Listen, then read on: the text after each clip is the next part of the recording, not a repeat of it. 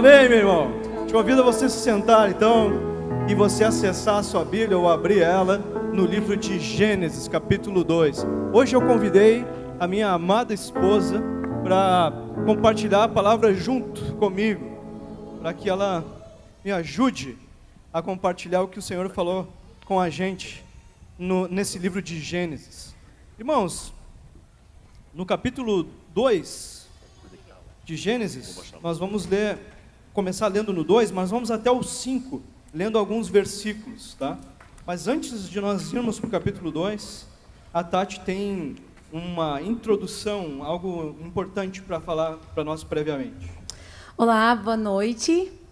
Eu sou a Tati e é um prazer e um privilégio, uma honra poder ministrar o que Jesus tem falado ao coração do Eduardo e ao meu.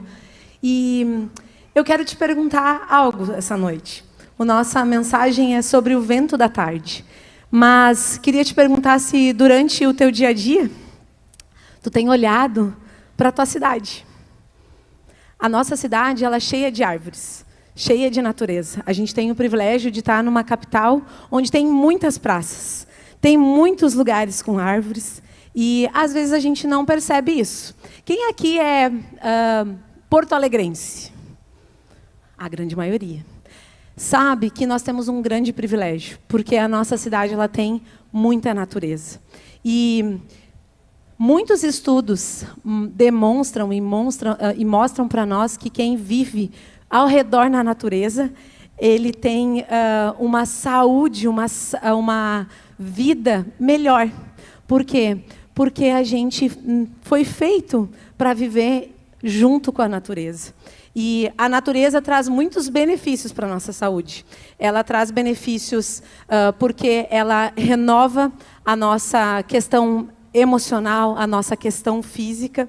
Tem alguns estudos que mostram que a nossa estrutura cerebral, ela aumenta a massa cinzenta e a gente, então, tem essa região de planejamento, de organização, de ações, tudo isso, ela é melhorada quando a gente acessa a natureza.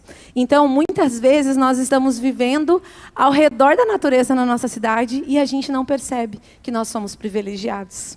Outra coisa que muitas vezes a gente sabe porque a gente faz exames, e eu espero que você faça bastante exames anuais, né? Os homens têm mais dificuldade com isso.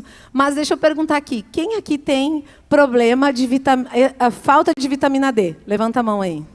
Muitas pessoas. Alguns não levantam porque nem sabem, né? Mas a vitamina D é uma vitamina que vem do sol, porque nós, seres humanos, fomos feitos para nos expor ao sol. Não, né, aquele sol, mas os especialistas recomendam que a gente se exponha no mínimo 3 vezes na semana, 15 minutos ao sol. Por quê? Porque esse hormônio também regula as nossas questões imunológicas, ela também nos ajuda com outras doenças que nós podemos não, de repente, eliminar, mas prevenir, como osteoporose, fragilidade imunológica, e ela até altera o sono.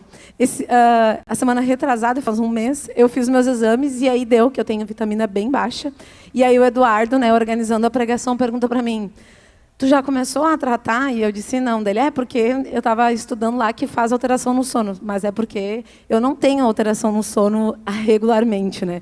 Mas aconteceu de eu ter alguns dias, mas era porque Jesus estava me chamando. Eu falei na pregação com as mulheres. Mas é importante a gente cuidar e, principalmente, a gente perceber que nós precisamos de luz. Nós precisamos nos expor à luz. E por que eu estou falando isso? Porque nós não fomos criados para vivermos sem o contato com a natureza. E é disso que a gente quer falar, porque o vento da tarde que soprou no jardim do Éden, ele sopra ao redor de nós. E nós precisamos nos expor à natureza para sentir Jesus fortalecendo o nosso ser e o nosso físico. Irmãos, a ciência está dizendo que nós precisamos ter contato com a natureza para ter mais longevidade, viver mais, ter a nossa capacidade cognitiva aumentada e para que o sol nos dê a vitamina D que a gente precisa, e a falta dessa tem estudos dizendo que nos levam a uma inclinação para depressão, osteoporose, problemas físicos reais. E a conclusão, o resumo disso é: você e eu, nós somos criados para viver num jardim. E você sabe que jardim é esse? Jardim do Éden. Deus nos criou para aquele jardim. Mas teve uma questão nos planos de Deus, que foi uma decisão de Adão e Eva de não seguirem o plano de Deus e acabarem perdendo esse projeto inicial de viverem no jardim. Quero te convidar para ler lá então Gênesis 2, do 7 em diante, que vai dizer assim: então o Senhor Deus formou o homem do pó da terra e lhe soprou nas narinas o fôlego de vida, e o homem se tornou um ser vivente. E o Senhor Deus plantou um jardim no Éden, na direção do Oriente, e pôs nele o homem que havia formado. Do solo, o Senhor Deus fez brotar todo tipo de árvores, agradáveis à vista e boas para o alimento, e duas árvores bem importantes, e também a árvore da vida no meio do jardim, e a árvore do conhecimento do bem e do mal. Agora, se você pula, aí foi a descrição então de Deus ter criado o homem para viver naquele jardim. E lá no capítulo 3 tem um detalhe que eu queria que você guardasse contigo. Foi o que inspirou o título dessa pregação, que é o seguinte: Gênesis 3:8. Ao ouvirem a voz do Senhor Deus, que andava no jardim, quando soprava o vento suave da tarde, o homem e a sua mulher se esconderam da presença do Senhor Deus entre as árvores do jardim. Aqui já é depois do pecado, né?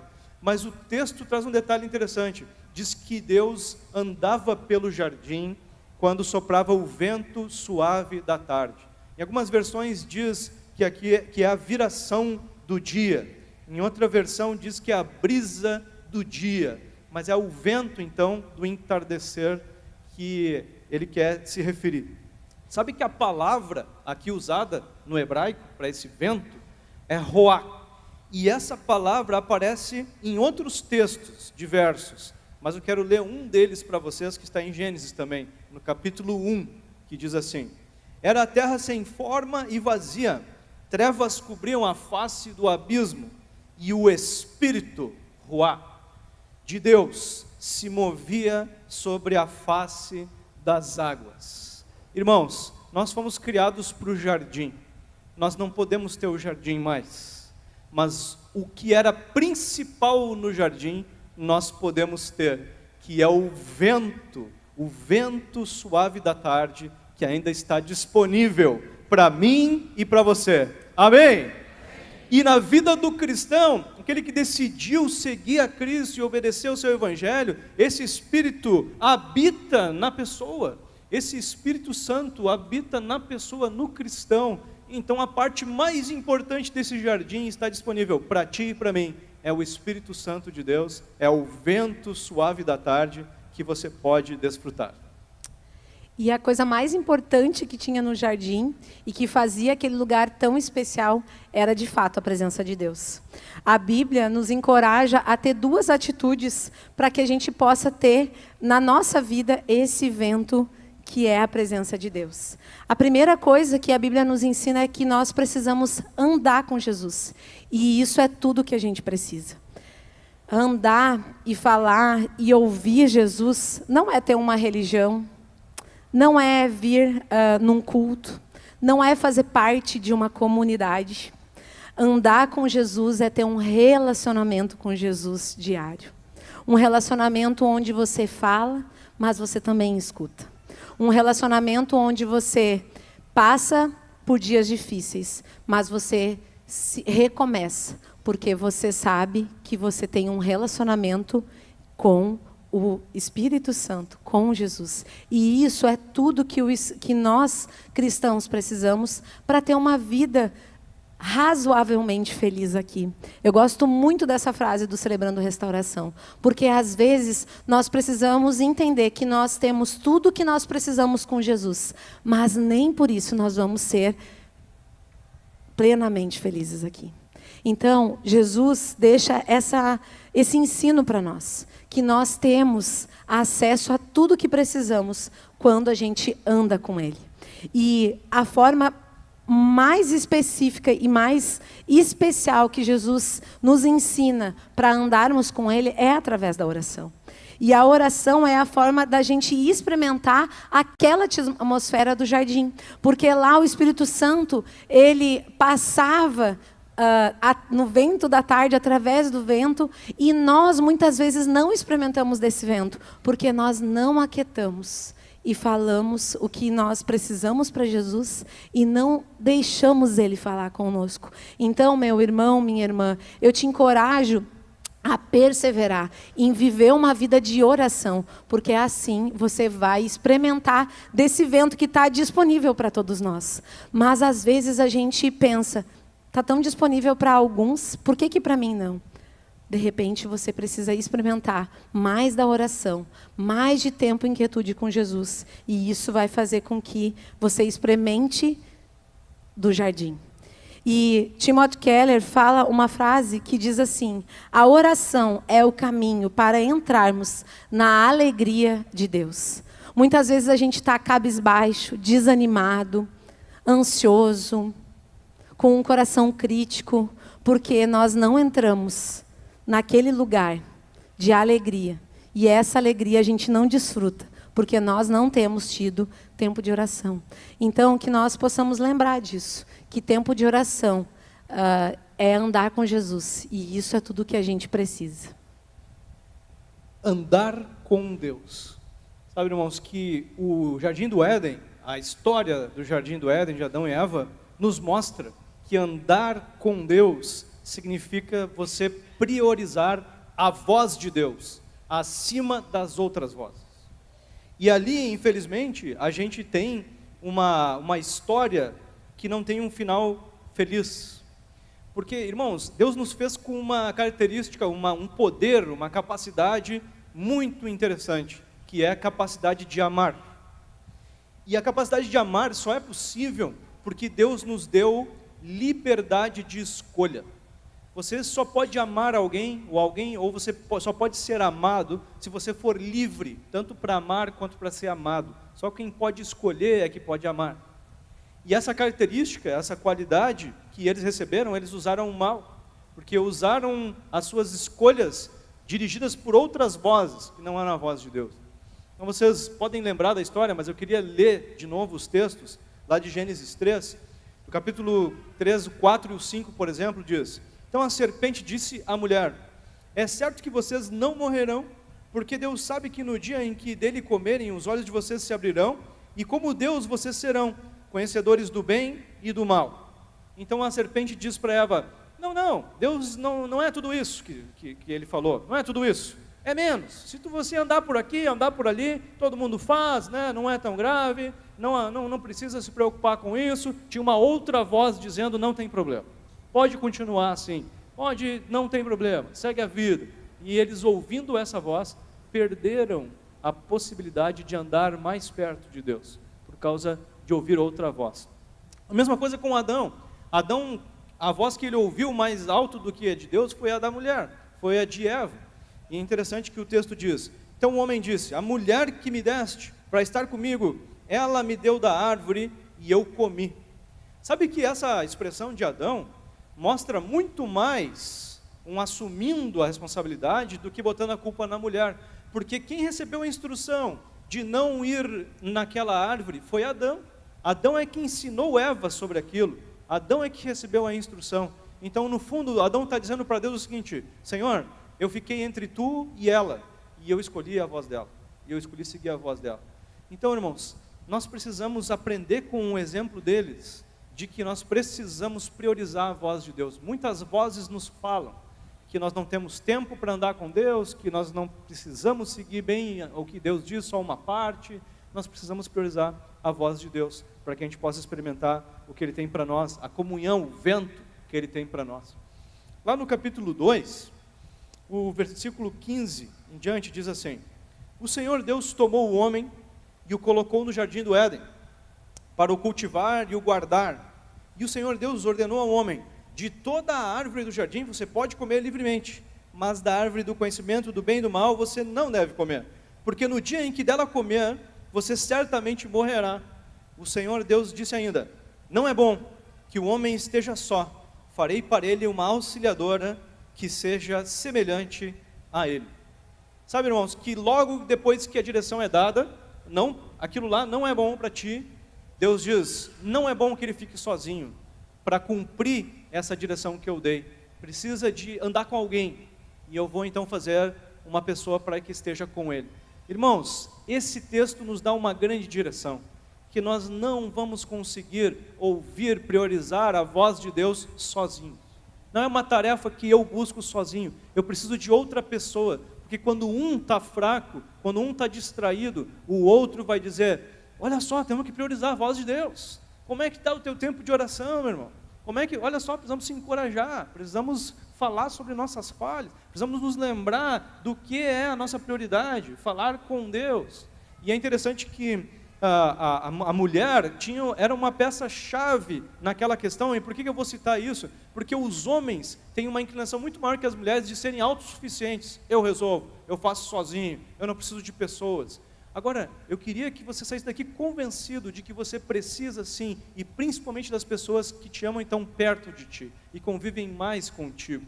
E os homens precisam sim, os que são casados, ouvirem suas mulheres, porque elas têm uma característica diferente, uma sensibilidade diferente, elas foram colocadas nas nossas vidas como que um alarme, para que quando o perigo vem, ela diga, não está bom, não está legal, tem alguma coisa errada, e nós precisamos ouvir, tanto que o diabo tem que ir lá desarmar o alarme, para poder fazer a bagunça que ele fez com Adão. Ele foi lá e desabilitou ela primeiro. Então nós precisamos muito uns dos outros. Eu quero te encorajar a você valorizar, principalmente os homens, a voz da tua esposa. Eu falei hoje de manhã, porque eu ouvi uma vez alguém dizer que você precisa ouvir a sua esposa 90% das vezes, dos conselhos que ela te der, você precisa seguir. Mas os outros 10 é porque ela não acerta sempre, né? Então, tem vezes que você vai dizer, não, nessa aí não está certo, né? Mas a gente precisa ouvir e andar uns com os outros, e não só com nossa família, mas também com outras pessoas, outros irmãos da igreja. Nós precisamos estar juntos, irmãos. Sozinho, nós não vamos conseguir priorizar a voz de Deus. A gente vai acabar caindo em outras vozes e perdendo o plano que Deus tem para nós. Andar com Deus é também aceitar o não de Deus. Andar com Deus envolve confiança. Adão e Eva, eles deviam ter aceito o não, porque lá eles podiam e eles tinham liberdade para usufruir de tudo aquilo. Mas eles ouviram um não, e esse não, eles não aceitaram, ou eles não corresponderam. E C.S. Lewis diz assim, algumas das maiores misericórdias de Deus na minha vida foram os seus nãos. E Eduardo e eu, a gente ficou pensando como casal, quantos nãos nós ouvimos nesses 17 anos de namoro, essa semana, e a gente ficou pensando sobre os nãos que nós ouvimos. E nós ouvimos um não sobre ter casa própria. Eduardo e eu, a gente mora de aluguel e a gente entende que Jesus nos disse, não, vocês não vão ter uma casa própria. Nós já tivemos, quando nós casamos, nós tínhamos uma casa quitada. E Jesus nos mandou vender e fazer outras coisas com aquele recurso para outros fins, para construir casas eternas. Mas esse foi um não. E, naturalmente, usualmente, todo mundo casa e quer construir um patrimônio, quer construir um patrimônio financeiro, mas nós ouvimos que não, nós não teríamos isso. De repente, Jesus vai dizer sim, mais adiante, mas, por enquanto, ele disse que não. Outro não que nós ouvimos foi ministerialmente, quando, há 13 anos atrás, nós fomos convidados para vir aqui para o Passo da Areia. Nós não queríamos. Nós queríamos permanecer em Gravataí, mas Jesus disse, não, vocês vão seguir. E nós viemos para Porto Alegre. E a gente ficou lembrando também de que na nossa paternidade, na nossa maternidade, Jesus também disse não para uma forma, mas Jesus disse sim para outra. Então, nós somos conscientes dos nãos de Jesus na nossa vida, e eles, sim, foram misericórdias alcançadas de Jesus na nossa vida, porque isso nos ensina a ter confiança nele. Isso nos ensina que nós precisamos confiar nele para o que comer, o que beber, o que vestir, mas também onde morar. Isso nos ensina que o que Jesus nos chamou para fazer no Passo da Areia não tem a ver com a gente, tem a ver com Ele. Porque nós, no nosso coração lá atrás, nós queríamos ter dito não. Isso nos ensina sobre paternidade e maternidade. Porque não é na força do nosso braço. É o que Jesus quer fazer através da paternidade, da maternidade, da adoção na nossa vida, na vida do Ismael. Então, é muito importante a gente lembrar que Jesus pode dizer muitas vezes não, para algumas condições da nossa vida. De repente, você tem ouvido não sobre seu estado de saúde, Jesus não tem trazido uma cura. De repente, Jesus tem dito não para algumas coisas que você tem pedido para Jesus há muitos anos. Mas lembra que o amor de Jesus, ele é incondicional, altruísta e infinitamente maior do que os sims que tu deseja. E, de repente, Jesus tem realmente derramado da misericórdia dele na tua vida através desses nãos. Parte de uma oração feita por um soldado durante uma guerra civil nos Estados Unidos foi essa: pedi forças ao Senhor para obter muitas conquistas, mas Ele me fez-me fraco para que eu aprendesse a obedecer Ele humildemente. Pedi saúde para grandes feitos realizar, mas tornei-me enfermo para feitos mais nobres alcançar. Pedi poder para ser admirado, enfraquecido fui para de Deus depender. Nada recebi do que pedi, contudo, mais do que eu esperava me foi concedido. Algumas pessoas falam, até pregam, que andar com Deus significa você receber sim em tudo o que você quer. Porque você pede com fé, porque você determina com vontade, e Deus diz sim para tudo. E a Bíblia diz exatamente o contrário. A Bíblia diz que você andar com Deus é você aceitar a vontade dele e abandonar a sua. É você aceitar os nãos que ele vem a te dizer. Mas eu queria que a gente olhasse para um outro personagem de Gênesis, que é muito importante nessa conversa, que é Enoque. Esse personagem, aconteceu algo com ele muito exótico, que só aconteceu com outro ser humano, além de Jesus, né? Não estou contando Jesus, mas só aconteceu com mais um homem, que foi Elias. E o que aconteceu com ele? Ele foi levado para o céu sem experimentar a morte física. Ele foi levado pelo Senhor, segundo o texto bíblico. Mas a questão interessante sobre Enoque é que a gente sabe apenas que ele foi levado com o Senhor, e outras duas coisas só que a gente sabe sobre Enoque: que ele agradou o Senhor porque ele andou com Deus. É isso que a gente sabe sobre Enoque. Se você olhar ali no capítulo 5 de Gênesis, tem ali uma descendência, né? A primeira parte da descendência de Adão, porque nós somos descendentes de Adão também, e ali naquela primeira parte surge o Enoque, no versículo 24, e o versículo diz assim: Enoque andou com Deus, e não foi mais visto, porque Deus o levou para junto de si. E lá em Hebreus, trazem de novo o Enoque para a conversa, e lá no capítulo 11, falando sobre os heróis da fé, no verso 5 diz assim: pela fé Enoque foi levado a fim de não passar pela morte, não foi achado, porque Deus o havia levado, pois antes de ser levado, obteve o testemunho de que havia agradado a Deus. Então em Gênesis diz que Enoque andava com Deus, e era simples assim, era só isso que ele precisava, e aqui diz que ele agradou a Deus, por isso ele foi levado por Deus. E é interessante o versículo seguinte de Hebreus, que vai dizer assim no 6, bem conhecido: de fato sem fé é impossível agradar a Deus, porque é necessário que aquele que se aproxima de Deus creia que Ele existe e que recompensa os que o buscam.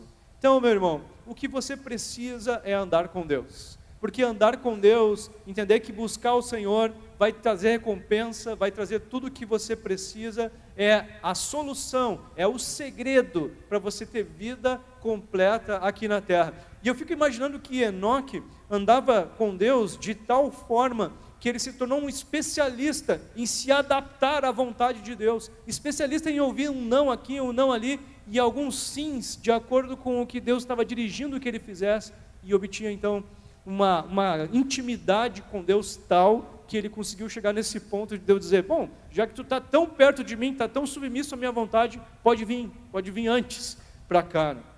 Sabe, irmãos, que Enoque vai nos ensinar alguma coisa simplesmente com o fato dele ter sido descendido de Adão naquela genealogia. E aí vem a segunda verdade de duas dessa noite. A primeira é, ande com Deus.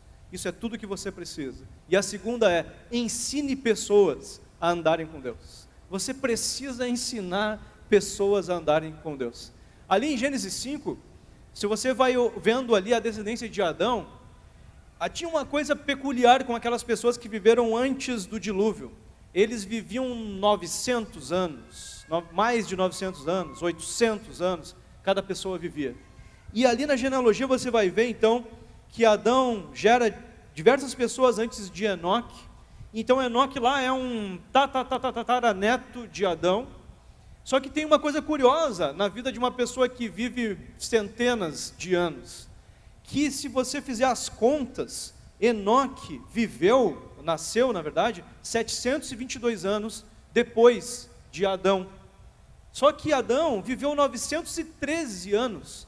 Isso significa o seguinte, irmãos, que os dois viveram 200 anos na mesma época. Eles foram contemporâneos por 208 anos. E daí vem uma imaginação que eu já vi algumas pessoas fazerem, que eu também fico imaginando, que eles não viveram um em cada canto. Eles eram ali, mesma família, então eles conviveram, provavelmente Adão e Enoque conviveram 208 anos. E adivinha com quem que Enoque aprendeu a andar com Deus? Adivinha com quem? Adão com certeza ensinou Enoque sobre a importância de andar com Deus e sobre o perigo de não andar com Deus, o perigo de ouvir outras vozes. Adão foi aquele que ensinou e passou para Enoque uma coisa muito importante: saudade do jardim, saudade de andar com Deus. Adão passou isso. Irmãos, é interessante que todos nós, como a ciência já mostrou, nós herdamos a falta do jardim. Nós herdamos geneticamente, fisicamente, a falta do jardim. Mas Adão ensinou Enoque a ter saudades do jardim. Sente saudade quem já experimentou, né, daquilo e sente falta, né? Então, Adão ensinou Enoque a ter saudade do jardim. Todas as pessoas herdam isso, meus irmãos, mas nós estamos herdando essa falta. E como é bom a gente sentir saudades desse jardim. Nós irmãos, precisamos não só aprender com esses homens a termos saudades desse jardim, mas passar adiante, como Adão fez. Passar adiante para outras pessoas. Dizer, você precisa andar com Deus. Você só vai ser feliz quando você puder andar com Deus. Senão essa falta nunca vai sair. Falta física do jardim, falta emocional, espiritual, de andar com Deus. Você precisa andar com Deus. Todos nós temos saudades do Éden. E um dia nós voltaremos para lá. Essa frase é do pastor Anderson, de uma das pregações que ele fez aqui. Todo cristão vai voltar para aquele jardim. Amém? Mas muitas vezes a gente esquece que nós somos cercados de pessoas que não desfrutam ainda dessa esperança e da certeza de voltar para o jardim. E essa mesma árvore que estava lá no Éden, ela vai estar no céu. Porque lá em Apocalipse 22:2 diz, no meio da praça da cidade, de um e de outro lado do rio, está a árvore da vida, que produz 12 frutos, dando o seu fruto mês em mês. E as folhas da árvore são para a cura dos povos. Nós precisamos confiar que nós um dia saímos do jardim, mas nós voltaremos para o jardim. E enquanto isso não acontecer, nós precisamos influenciar pessoas a andar com Jesus. Enoque é bisavô de Lameque. E Lameque é o pai de Noé. Noé, todo mundo praticamente conhece, porque ele é um homem que, desde pequeno, a gente aprende sobre a arca. sobre a confiança que ele teve de ouvir Jesus. Esse homem, possivelmente, foi contemporâneo, por 113 anos, de Enoque. Então, ele conviveu e foi também encorajado a andar com Deus. E por que a gente está falando isso? Porque nós precisamos lembrar que tem muitas pessoas que ainda não decidiram voltar para o jardim, porque elas não decidiram andar com Jesus, não decidiram ter um relacionamento com Jesus. Muitas pessoas ao nosso redor, elas têm decidido viver uma religião, mas não um relacionamento com Jesus. E nós que andamos com Jesus e temos esse relacionamento, precisamos lembrar, eu preciso levar alguém de volta para o jardim. E o que nos ensina, nos inspira a vida desses homens, que a única e melhor herança que importa a gente ensinar aos outros é andar com Jesus. É fazer disso um estilo de vida. E eu fiquei pensando em pessoas que me ensinaram e que me ajudaram a andar com Jesus. Quem conhece a minha mãe sabe o quanto ela ama Jesus e influencia pessoas. Essa semana, no nosso pequeno grupo, estava um menino que é bem mais novo que eu, que ela pôde caminhar junto, ele se afastou, viveu muitas coisas longe de Jesus, mas ela fica ali, incentivando e tal, e ele está voltando para Jesus. E adivinha onde que ele vai? Vai lá na casa da minha mãe, no pequeno grupo. O que é isso? Isso é influência de as pessoas andarem com Jesus. A minha mãe quer deixar um legado para além da família dela, porque ela sabe da importância de voltar para o jardim. Meu tio também, ele influenciou muito a minha vida. Assim como outras pessoas daquele tempo onde eu era criança, de deixar um legado para que a gente possa levar Jesus a outras pessoas. E eu posso ter muitas características do meu pai e da minha mãe, que de repente eu não cultivo. Mas algo que eu tenho decidido cultivar é a forma como a minha mãe leva outras pessoas para Jesus. A minha mãe está no banco, ela está falando de Jesus. Se ela está no cabeleireiro, ela está falando de Jesus. E eu decidi ser mais intencional em viver isso. E pela graça de Jesus, eu tenho experimentado de levar pessoas a Jesus. E essa semana, eu estava lembrando de uma menina que eu lá no Instituto Passos, no meu primeiro ano, ela chegou lá na frente, muito desnorteada, pedindo para falar com um pastor. Não tinha nenhum pastor naquele dia, mas eu chamei ela e ela ficou na minha sala. Eu conversei com ela e eu lembro como se fosse hoje, ela se ajoelhando e fazendo uma oração de entrega.